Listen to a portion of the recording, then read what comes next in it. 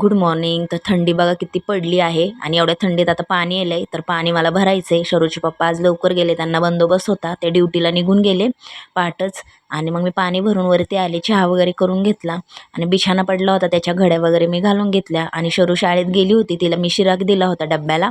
तर नाश्ता वगैरे झाला आमचा. नंतर म्हणलं कोथिंबीरच्या वड्या करून घ्याव्या. काल आणलेली कोथिंबीर मस्त चिरून घेतली, धुवून घेतली, त्यामध्ये डाळीचं पीठ घातलं, ओवा घातला, जिरं घातलं, हळद मीठ तिखट सगळं घालून घेतलं आणि वरतून पांढरे तीळ घातले. तर तिळाने ना वड्यांना कुरकुरीतपणा खूप छान येतो. तर मी असं ते पीठ मळून घेतलं आणि त्याचे असे रोल केले, चाळणीत ठेवून दिले आणि वरतून पण मी तीळ घातले. तळल्यावर ना छान लागतात म्हणून. आणि एका गॅसवर मी गरम करायला पाणी ठेवलं होतं. पाणी उकळलं की त्यावर मी चाळण ठेवून दिली आणि उकडायला ठेवल्या वड्या. त्यानंतर गार झाल्यावरच वड्या कापायच्या, कारण गरम गरम त्या नीट होत नाहीत. तर मस्त थंड झाल्यावर मी त्या अशा कापून घेतल्या आणि तळून घेतल्या.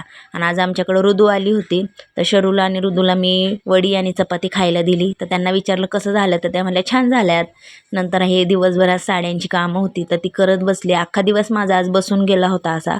आणि कामं पण सगळे मी करून घेतली घरातली आणि साड्या देऊन आले आणि परत ब्लाऊज घेऊन आले होते हातशिलाईला. तर ते हातशिलाई करत बसले होते. बाजारात जायचं होतं, तर बाजारात गेलं तर इथं बायकांची खूप गर्दी झाली होती. तर आम्ही पण बघायला गेलो जरा, तर इथं सगळे रब्बर वगैरे घेत होते, आम्ही पण घेतले काही.